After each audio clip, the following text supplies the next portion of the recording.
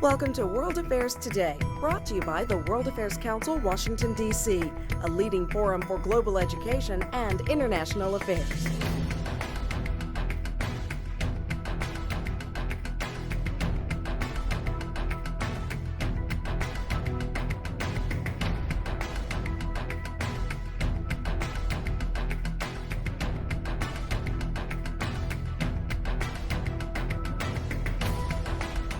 Good evening and welcome to the World Affairs Council, Washington, D.C.'s Foreign Policy Series panel discussion, Building Peace from the Bottom Up.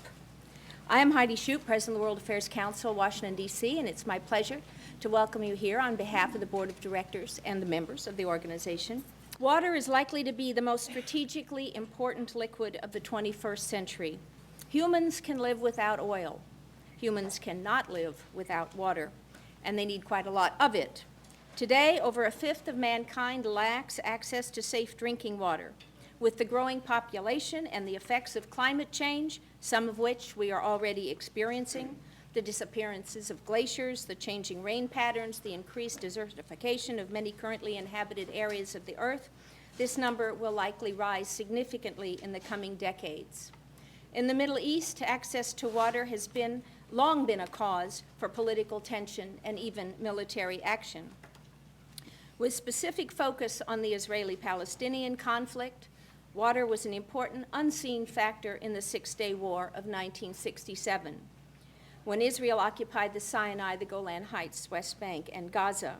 Ariel Sharon, who was then a general and later became Israel's prime minister, noted in his autobiography that although people usually regarded June 5, 1967 as the start of the Six-Day War, it really began 2.5 years earlier, on the day that Israel decided to act against the diversion of the River Jordan. In 1964, Syria had started building a canal to divert two of the main tributaries of the Jordan River away from Israel. Using artillery and area strikes, Israel brought work on the canal to a halt. Israel has valued the territories it occupied in 1967 as much for their water supply as for any military advantage they had acquired as a result. Our topic this evening focuses on the efforts underway for incremental peace building by securing equitable agreements regarding shared water usage in the Middle East region. Our format will be first remarks by Mr. Gidon Bromberg, followed by a panel discussion with our distinguished nonprofit directors and scholars. Our moderator this evening is Steve Solomon, who is a renowned journalist and author who has written for the New York Times, The Economist, and Business Week, and regularly writes for his blog, Steve Solomon's Water Blog. In his book, Water, The Epic Struggle for Wealth, Power, and Civilization, he explores how various civilizations utilize and deliver water resources while emphasizing the scarcity and the importance of water. So please join me in welcoming Steve Solomon.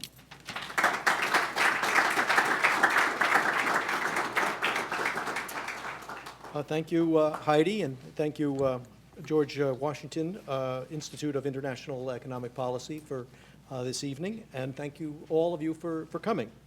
I hope it's going to be an enlightening and also an encouraging evening focused on the topic of Middle East's freshwater scarcity crisis and the opportunities that it presents for cooperation and for peace building. Many of you may remember about a quarter century ago, Boutros Ghali, former UN Secretary General, famously predicted that the wars of the 21st century are going to be fought over water. The thesis sort of seemed like a no-brainer at the time, at least as far as the politically volatile, bone-dry Middle East was concerned, which in the Middle East was in the 1960s and 70s was the first region in world history to actually run out of water, at least enough to grow the food necessary to feed its populations. Today, we find the region imports 50% of its food, and that percentage is rising to about 70% in the next decades as the populations continue to swell. If we needed any recent reminder of the importance of water and food and the potential explosiveness it can have when it's in short supply, we need only to remember the Arab Spring turmoil that recently was ignited in Tunisia and has toppled governments throughout the region. was triggered really by a spike in world food prices. And there we once again had the imported food problem, price of food because of lack of water. And in making his prediction of water wars, as Boutros Ghali was also looking back, as Heidi mentioned, to the violent conflicts over the Jordan River waters in 1965 and 66. That was indeed one of the key sparks to the 67 war.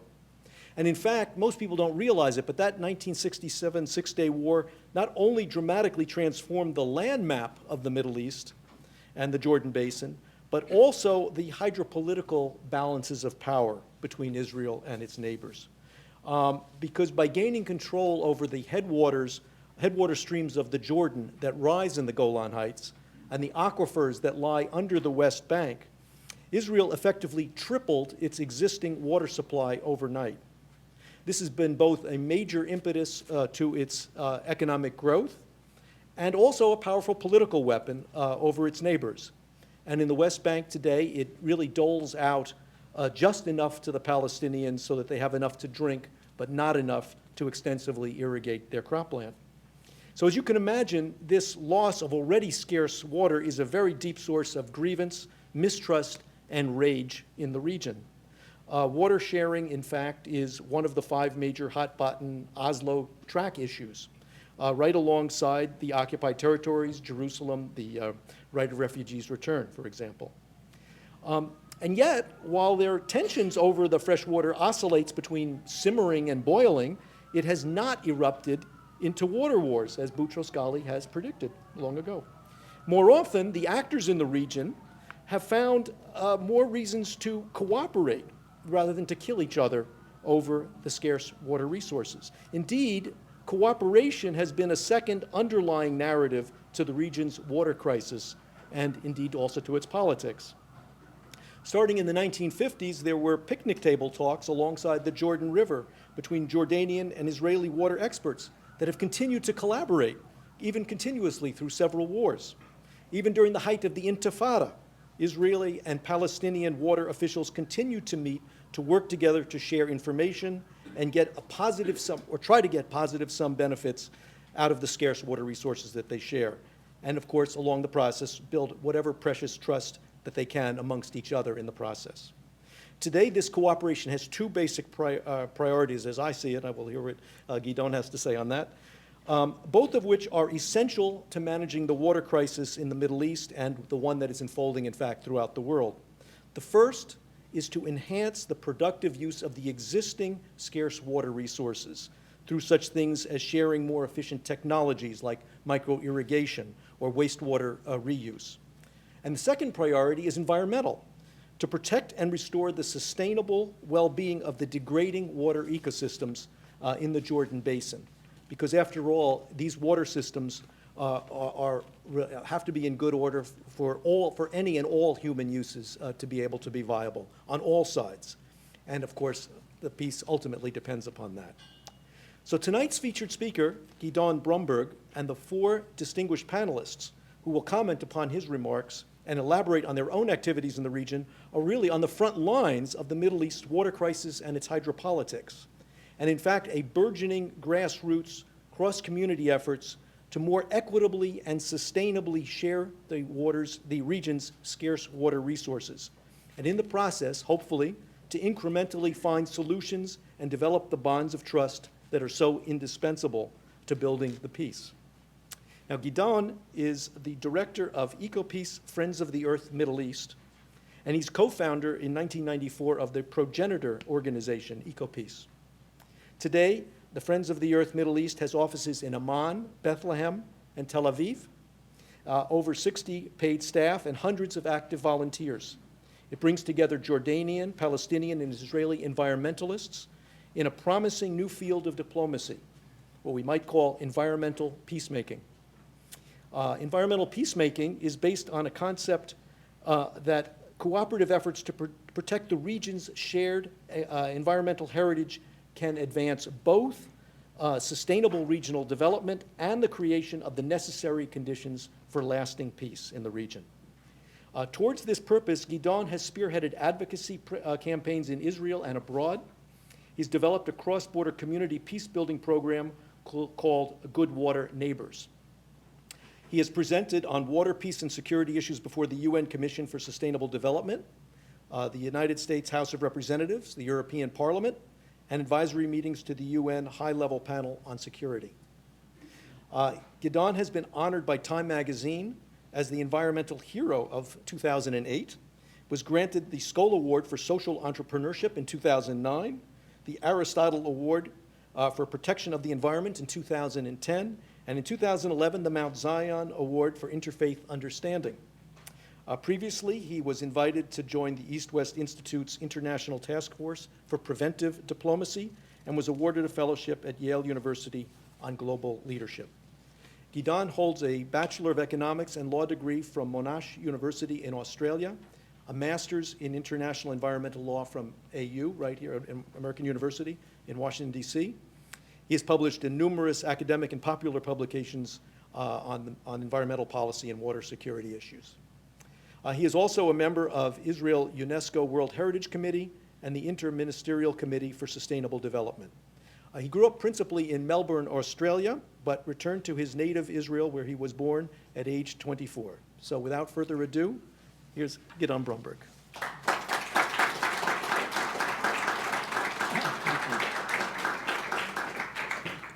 Thank you. Thank you very much, Stephen. The events in the Middle East were mentioned already. This is a photograph of Tahrir Square in Cairo with one of the protesters holding up the sign, "The game is over." And that's really what sums up this presentation, because it's all about recognizing that the way public diplomacy has been done in the past is not sufficient for the future. And it's the Arab Spring, the Arab Street, that is saying that. It's the Israeli summer and the Tel Aviv tent cities that are saying that. It's all over the region. And policymakers really need to listen.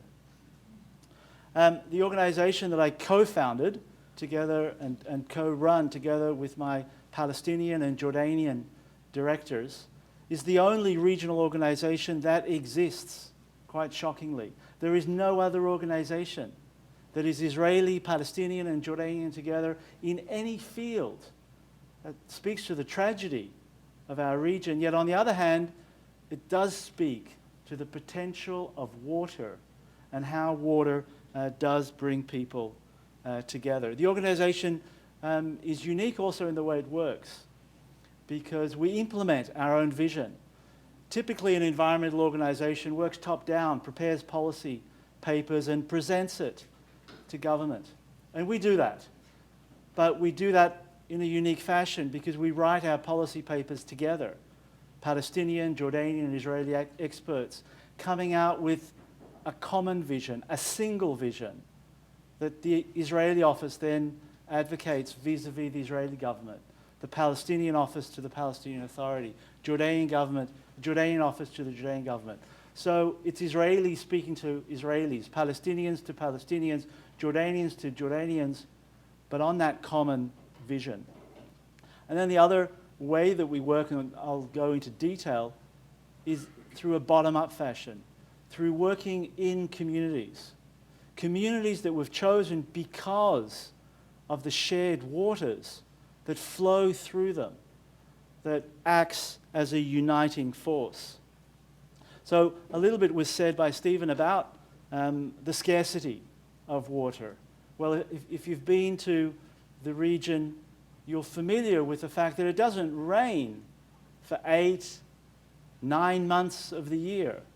It's only in the short winter period that our region even has precipitation that has to be the basis of sustaining all life. So water resources are indeed scarce, naturally scarce. That's not a surprise. That's how nature provided. The other aspect is the water resources are interdependent. Almost all of our water resources cross more than one political boundary. And we see that as a good thing, because interdependence necessitates cooperation. There are competing demands for these scarce water resources between countries, but also within countries. People often forget that there's competing demands between the agricultural sector, industry, and domestic uses. There is unequal distribution, partly because of climatic conditions. The northern countries, the northern areas of the Near East have naturally more rainfall than the south. But also there's unequal distribution because of the political situation. In the case of Israel-Palestine, because of the occupation, because Israel literally controls Palestinian water. And quite shockingly, despite the scarcity, because of the conflict, because of poor management, we're seeing more and more of our scarce water resources being polluted. The scarce water resources that we're talking about are these ground and surface waters. I don't know if there's a... Yes, there is. The surface water, of course, that everyone's familiar with is the Sea of Galilee, the upper Jordan flowing into the Sea of Galilee, the lower Jordan, and then down into its natural terminal lake, the Dead Sea, the lowest place on earth. That, however, is not the main source of water for the region. Most of the water is held underground in aquifers, and the larger blue patch here is the mountain aquifer, which very clearly crosses from the West Bank into Israel, and the coastal aquifer, which is also shared by Israel and the Gaza Strip. These are the three main bodies of shared waters that we're going to be talking about. The conflict has led to dramatic demise and a shocking state of environmental affairs. This is the mighty Jordan River as it was.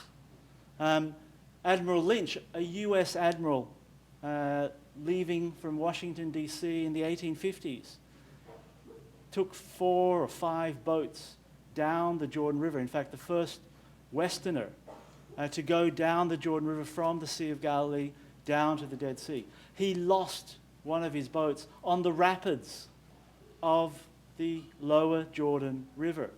A hydroelectric power station was built in the 1920s and 30s to harness the power of the Jordan River to produce 40% of the electricity of Mandate Palestine at that time. And it was done in a cooperative project between Amir Abdallah at that time, later King Abdullah I of Jordan, and Pinchas Rothenberg, a recent Jewish immigrant to Palestine. You can see the Yarmouk River here in full flow. Well, today, this is the same river. This is the lower Jordan River as it stands, with 98% of its fresh water resources taken by Israel, by Syria, by Jordan, reflecting competition over the scarce water resources, with nothing left for nature. You struggle in summer to even see a surface body of water on the ground. A river holy to half of humanity, be it Christian, Jew, or Muslim. The conflict has turned this into little more than a sewerage, because once the waters, the fresh waters were taken, all sides very quickly started to emit their sewerage in this river, with incredible consequences also on the other ecosystem to its south, the terminal lake, the Dead Sea, that has shrunk by 1/3. This is another Oral Sea happening before our eyes. An 80-kilometer length sea is today 50 kilometers and dropping by 1 meter in depth every year, again, because of the competition over scarce water resources. This has nothing to do with climate change that you're largely responsible for. This is to do with the mismanagement of water resources by our own countries. And consequences where you see piers that are today 25 meters in thin air, or close to 2 kilometers away from the shoreline from where once the water was. It's not only implications for our shared heritage, and it's truly our shared heritage that we see in demise. It's also consequences for people and For the Israeli-Palestinian accords, the current water sharing agreement really has permitted Israel to dominate shared water resources between Israel and the Palestinians. So that Article 40 creates on paper a joint water committee which has an equal number of Israelis and Palestinians. But the area that they focus on, that they're allowed to discuss, is only waters in the West Bank. So Israel can continue to pump and extract as much as it wants over the Green Line.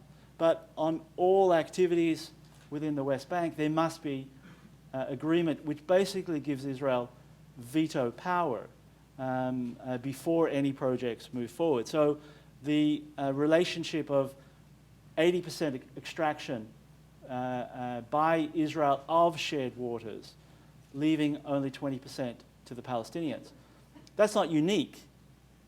The US-Mexico arrangements are maybe worse, 90-10.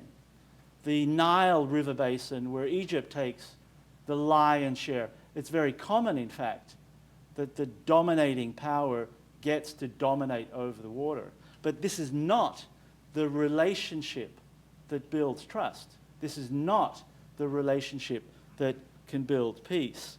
And therefore, on every home in the West Bank, there are water canisters capturing, holding water, because when you turn on the tap anywhere in the West Bank, you can never have any guarantee that there's going to be water flowing at the end of that tap, because water is provided in a rationing fashion, almost in all Palestinian cities, maybe with the exception of Ramallah.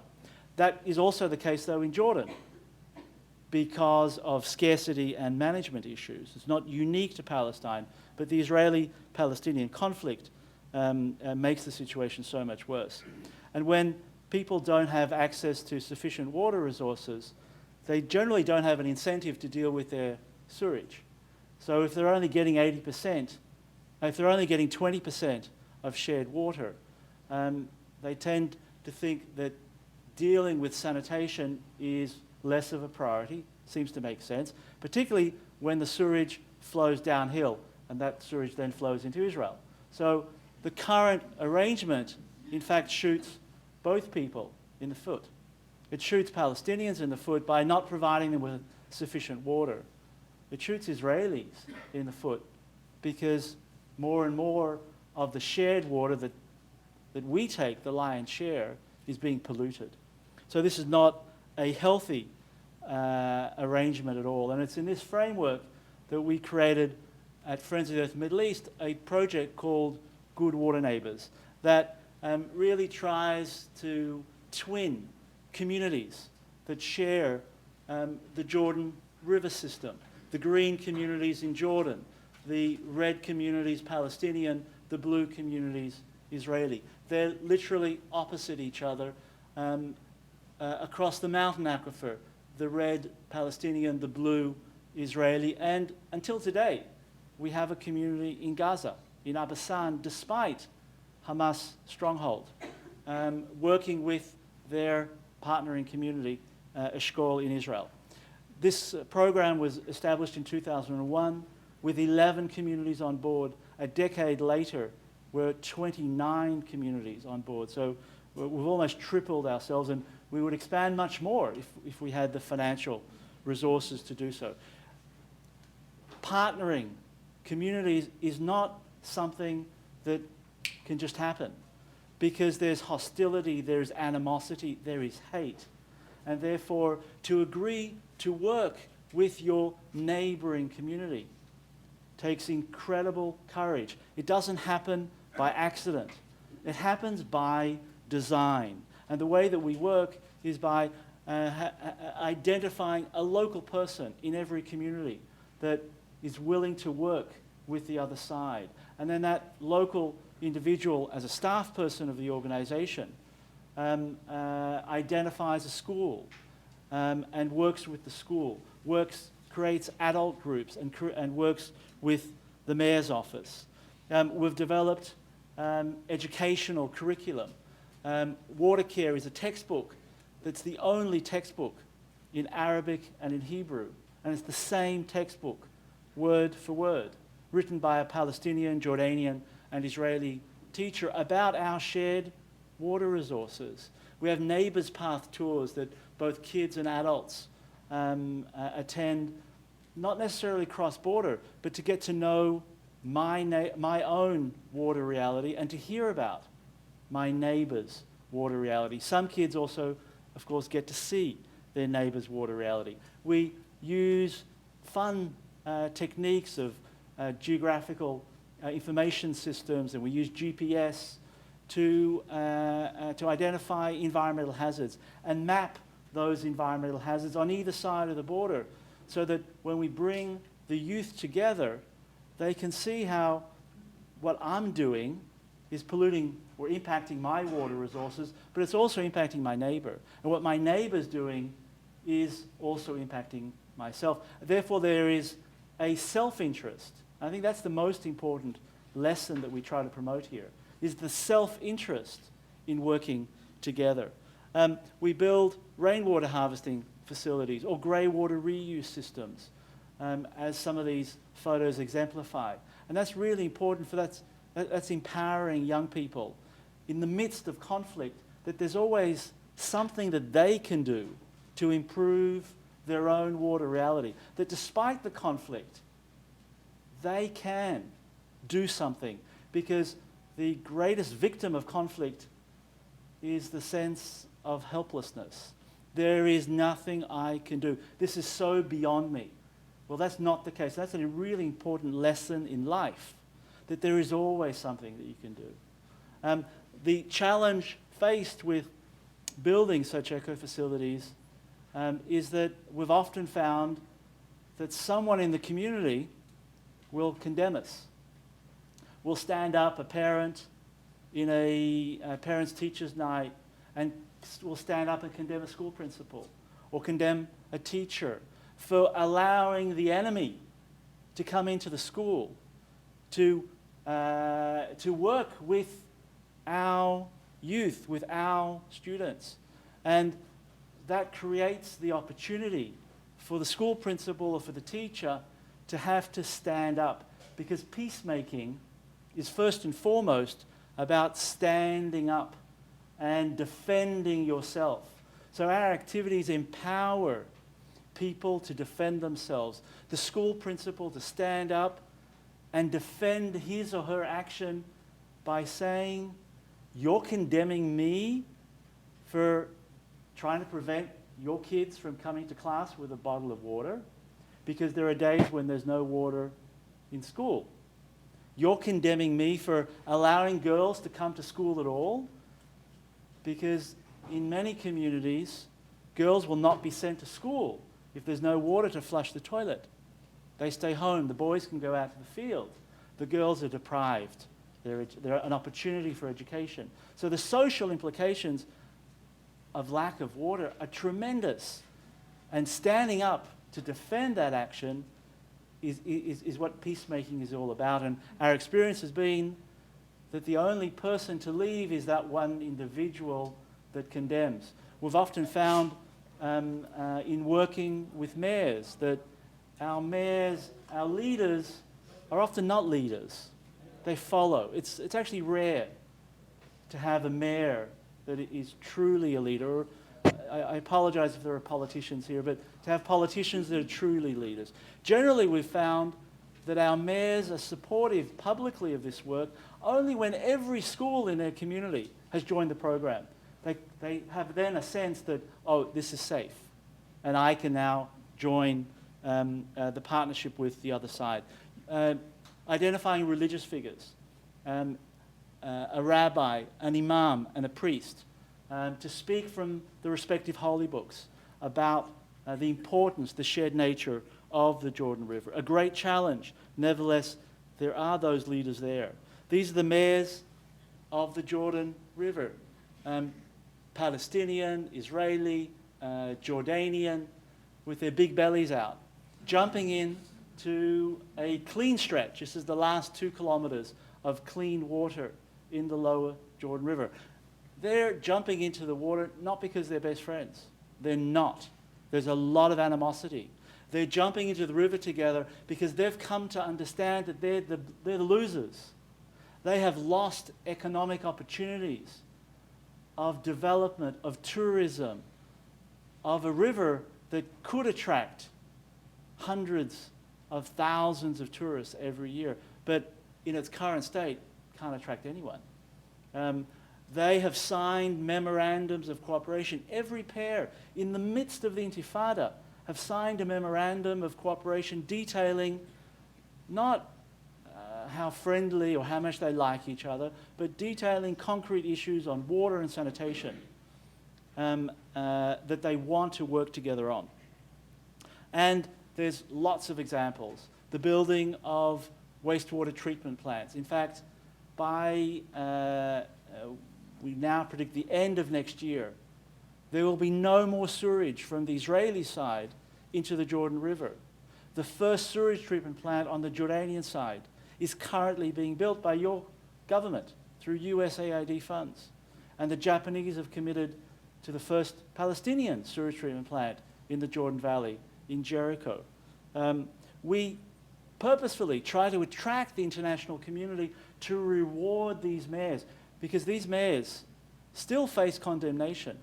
The spoilers, those that condemn cooperation, including our own organization, are threatened by the model that we represent. And the only way for them to stand up is to show the benefits to their communities. The Jordan River, we're quite confident today, will be partially rehabilitated, where just 5 years ago it was thought of that's impossible.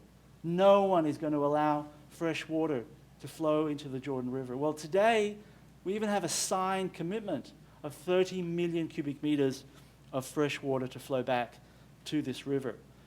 Water networks, the Palestinian village of Uja is going to double the amount of water that it can provide its residents simply by another USAID investment of changing the water network. The current water network loses 50% of its water because it's very old. By changing that network, you double the amount of water that the residents have available. This is the mayor, the two former mayors, an Israeli mayor and a Palestinian mayor. Tulkarem on the Palestinian side, a large Palestinian city, Emek Hefer on the Israeli side. This mayor was shot at for the work that he was doing with his Israeli counterpart. They're opening here a wastewater collection facility, built with German funds in this case. The Germans are building a wastewater treatment plant in Nablus. At the moment, there's only one functioning wastewater treatment plant in Palestine, near Ramallah. So urgent need. The city of Bakr al-Sharqiyya in Palestine, also a water network where there were only wells.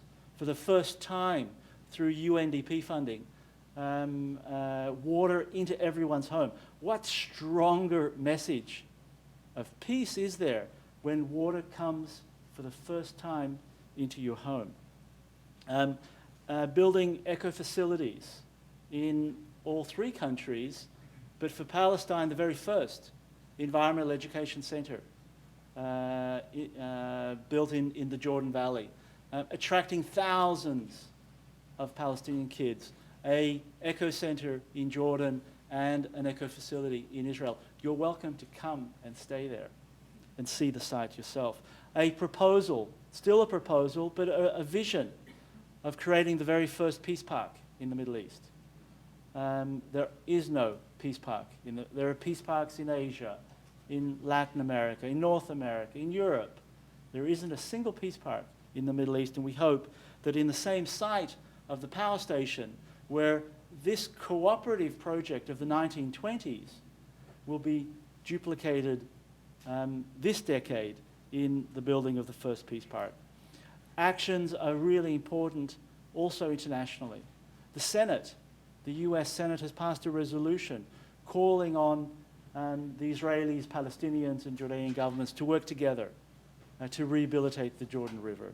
Last year, the European Parliament passed such a resolution, holding hearings for the very first time on shared water resources in the Israeli Knesset, in the Jordanian parliament, bringing Israelis, Palestinians, and Jordanians together to the Israeli Knesset. Last year, we brought the largest delegation.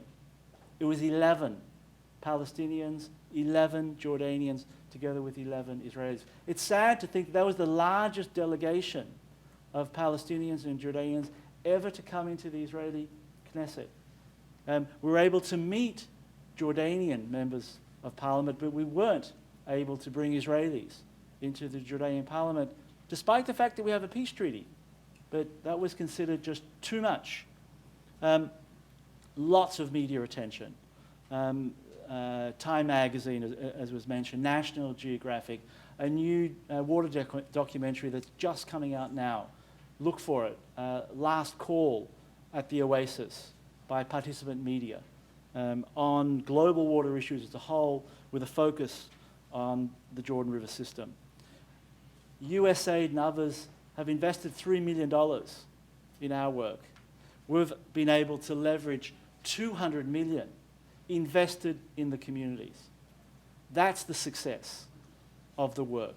That's what builds the confidence. That's what empowers people to stand up, to show that they are bringing benefits, that working together brings benefits for their respective communities. And we have examples of going beyond water, because once you build trust between communities, there's no limit to where that trust will take you. This is the Palestinian village of Wadi Fukin and a small Israeli community of Tzur Adasa.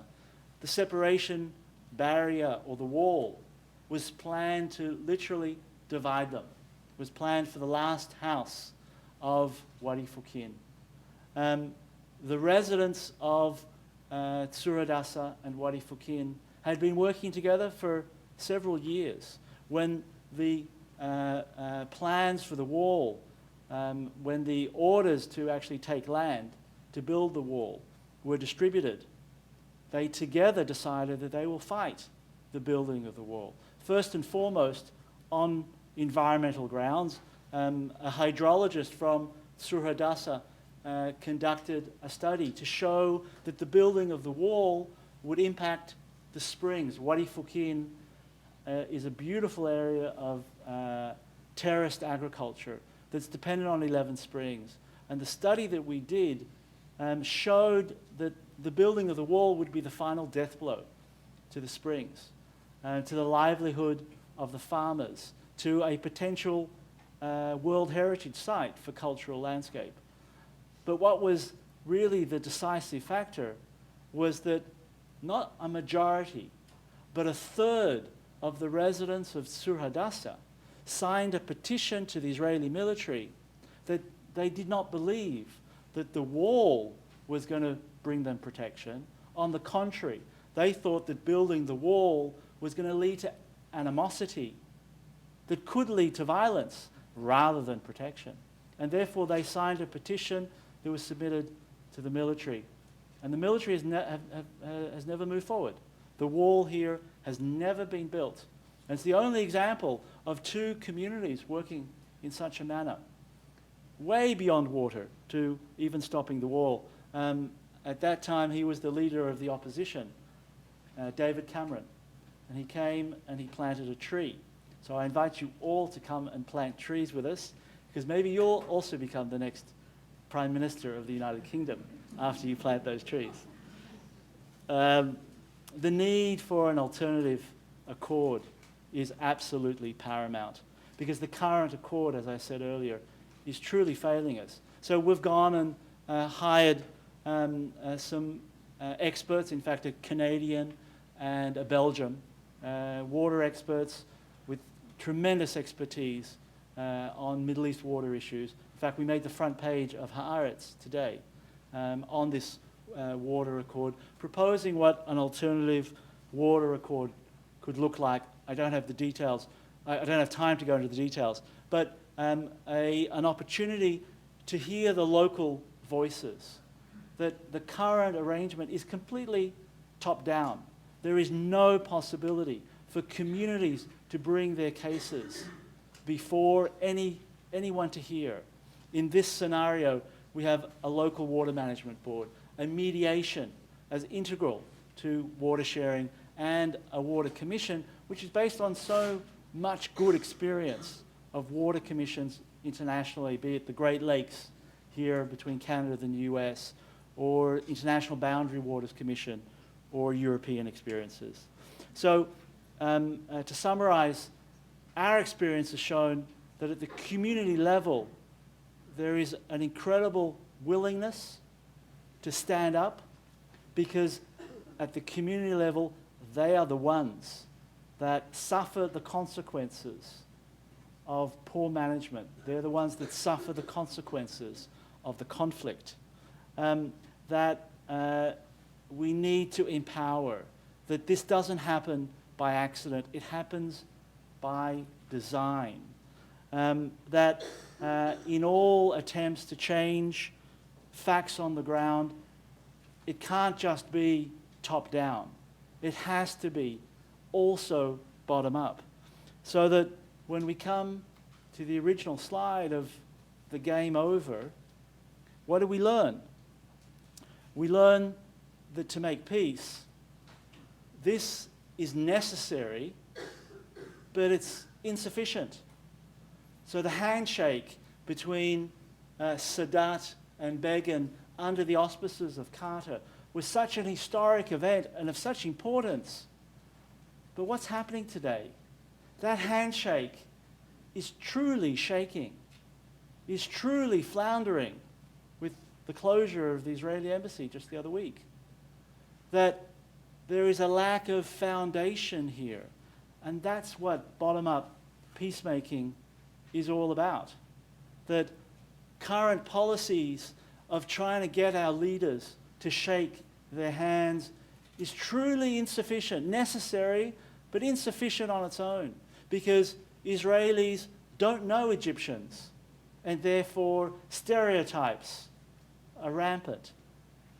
Egyptians don't know Israelis. Israelis truly still don't know Jordanians or Palestinians. So building a peace only through a peace treaty. And that's how the Middle East peace process has been led for the last 50 years. The type of work that we do, and we're not alone at all. There are many other. Water is only one of many activities that are taking place people to people, grassroots, that need much greater attention, that need much greater support. I hope that in the discussions to come, we'll be able to delve into more deeply through some of your questions, through the comments of the panel, and the experience of the panel as to how to continue to move this forward. Our website is up there. It's also on the publications. We produce a newsletter, which I invite you to subscribe to in English. Thank you very, very much.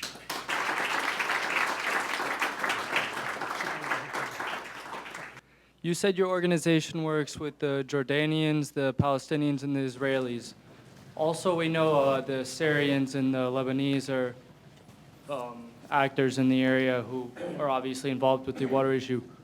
What is your organization doing, or can you guys be doing, to also bring those two into these talks and working with the local communities there? So it's a great question, and it really speaks to the difficulty of working in the region, because it's illegal for a Lebanese or a Syrian to work with an Israeli. It's actually against the law, and they're subject to being prosecuted, not only to work, but even to be photographed. Miss Universe Israel and Miss Universe Lebanon were accidentally photographed, and Miss Universe Lebanon was actually prosecuted for agreeing to be photographed. So there are real impediments. That said, we do have quiet meetings with Lebanese environmentalists in Amman, where we can all meet. In Syria, until most recently, it was illegal to be an NGO. You were either government or you weren't, or you were business or a university, but a non-government organization did not exist until recently, and a law was recently passed to allow that. But nevertheless, we've never been able to communicate with the Syrian on these issues, I think out of fear from their own government. I should say that we used to have an office in Cairo. When we started, we were 4-country. We did include Egypt. Mubarak closed our office. He was threatened, I mean, not him personally, but his government was threatened by, and this is despite a peace treaty. Very interested in knowing more about Peace Park and the wastewater treatment facility and when those projects might be coming into reality and whether we have something there that we can report on as well. The Peace Park is a real challenge. It's an incredible idea and it's a vision, but it's an example of a project that requires the highest level of support. It actually requires the support of King Abdullah II. And we don't have it yet. There's the leadership there that we're looking for to exemplify the type of vision that we all want for the Middle East, and we just don't have it yet. And we're hopeful that the political circumstances will arrive sooner to allow the king to permit the creation of the first peace park in the Middle East. And you'll be the first to know. Besides better management of existing resources, that 20%, which is very important, what pressure can be exerted to rectify that overall situation of 80% of the water going one way and 20% going the other? What we're trying to do in order to strike a fairer balance is to launch this effort of a water accord and to launch a campaign behind it saying that water cannot wait. That water is such a vital issue that although we all want a final peace accord yesterday, since we don't have it yesterday, we should be moving on what we can move forward immediately, unconditionally. And we feel that water is that issue. So getting the attention of the American ambassador in Israel is important. Speaking with members of Congress, with White House, U.S. administration, with other members of the quartet to raise the level, to place the water issue on the highest level of political discussion. That's what's going to lead to real change and to a fairer strike of balance. We don't think that national government has no role to play. It absolutely has a role to play, but it can't have the only role to play. This problem is solvable. One of the other, I think, very bright statements George Mitchell made was human beings create conflict and human beings can end them. And there's never been a conflict that couldn't be solved. It's just a matter of applying the right resources. So I invite you all to become involved in that fashion. I wanted to hear a little bit more, Gidon, about how you, when one is not able to fully experience the historical narrative of the other, how are you able to build those perspective-taking skills, especially as we know the World Health Organization says the most effective social education programs are with young children. So I think that would be interesting as well. Thank you. How do you ensure in your work that those linkages and relationships are able to transcend, not just political difficulties, but if and when there is, further outbreak of violence and hostilities? And I guess my question to Gidon would be, as far as challenges go in relationship to the grassroots and the municipal government, what, in your opinion, would be the best way for us to proceed in helping create a more peaceful dialogue when it comes to situations, especially in the Middle East, where you have such hostile dialogue going on in regards to not even allowing, for example, people to speak freely together, where they're being threatened for even being brought in the room. And we think we can help that, but I'd like to know more, because you've been hands-on there, about what maybe we can do more to help foster that. Well, thank you very much for all those comments and questions. Despite the difficulties of working in the region, there's tremendous moments of satisfaction. there's satisfaction in seeing the penny drop of an individual suddenly seeing that the other side actually is just like me. It's promoting an understanding that we're not just Israeli, we're not just Palestinian, we're not just Jordanian. We're also residents of the Jordan Valley, and that brings us together. That's also an identity that we share, or that we have and that we share, and identifying the fact that we do share that together. That's something that we very much try to promote, so that interdependence that was mentioned before. Seeing that even though that we're in the midst of conflict, other parts of the world are coming to learn from our experience. I mean, to me, that's mind-boggling. We're in so much trouble, yet we have something to share and to show. I think that the role of diasporas, the Jewish diasporas, the Muslim and Christian diasporas around the world have a lot to contribute to the type of understanding that we desperately need. Because for the most part, you're not in the midst of the conflict, in the midst of the animosity. You can stand a step back and try to look and indeed be in the other person's shoes. If imams and rabbis and priests who are willing to be outspoken, they don't face the physical threat that maybe our religious leaders do face, and they can help show the leadership that's needed. Similarly, I think with the mayors, and involving third-party mayors and municipalities from around the United States, from around the world, helps empower our local mayors. Those that promote violence get into the media very easily and are able to attract supporters. Those that promote peace struggle to get into the media.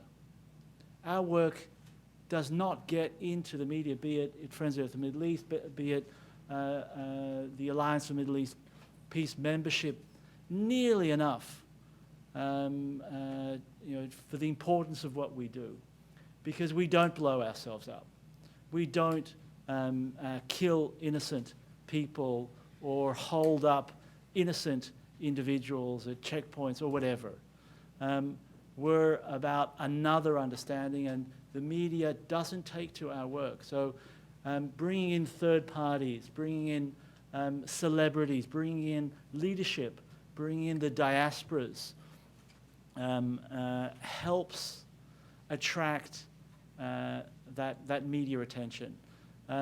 We don't lack water experts in our own region, but the fact that we had a Canadian and a Belgian water expert work with us and make recommendations, that helped us get on the front page of Haaretz today. Had they just been an Israeli and Palestinian water expert, Haaretz wouldn't have put their point of view on the front page. So you have a really important role to play, which is far more diverse and complicated than the role of your president or the role of your members of Congress.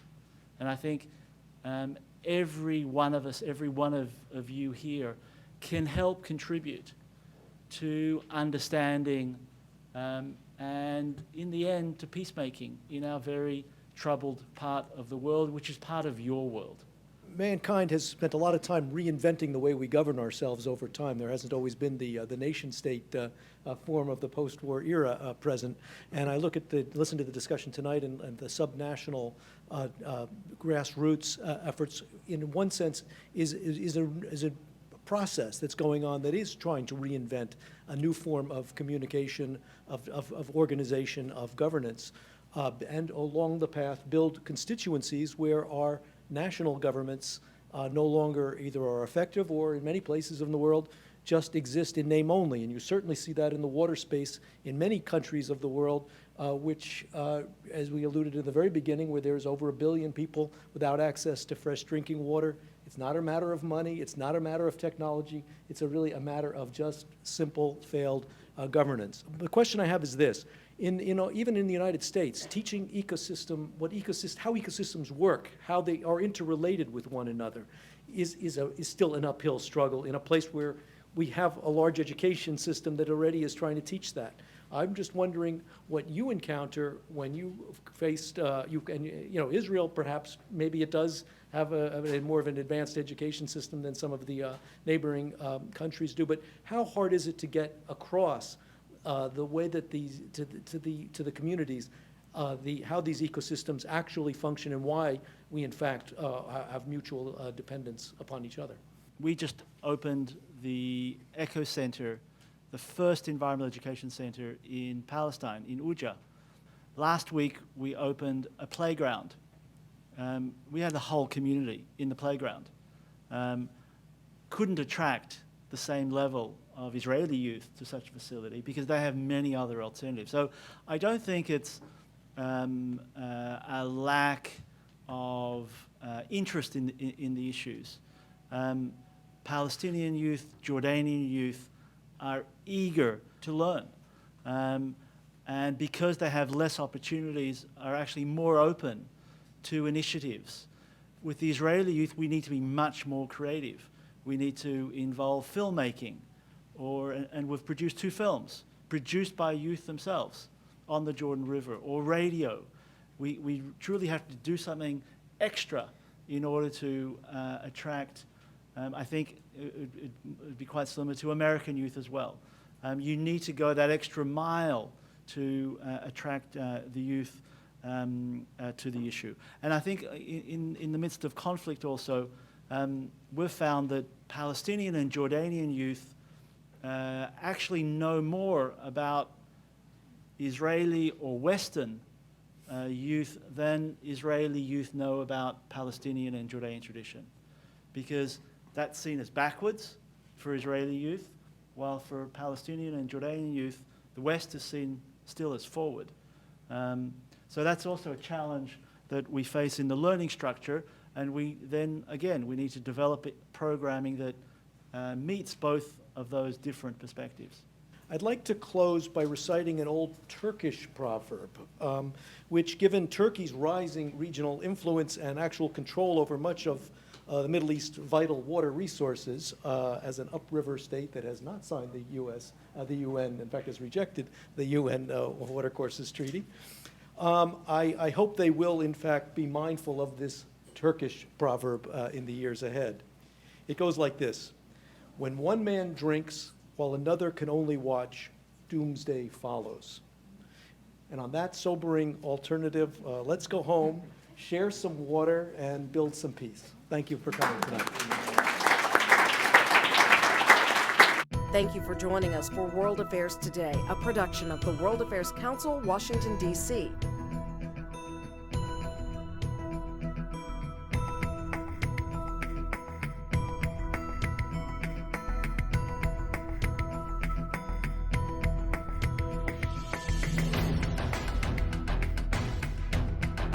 Stay connected with us at www.worldaffairstoday.org.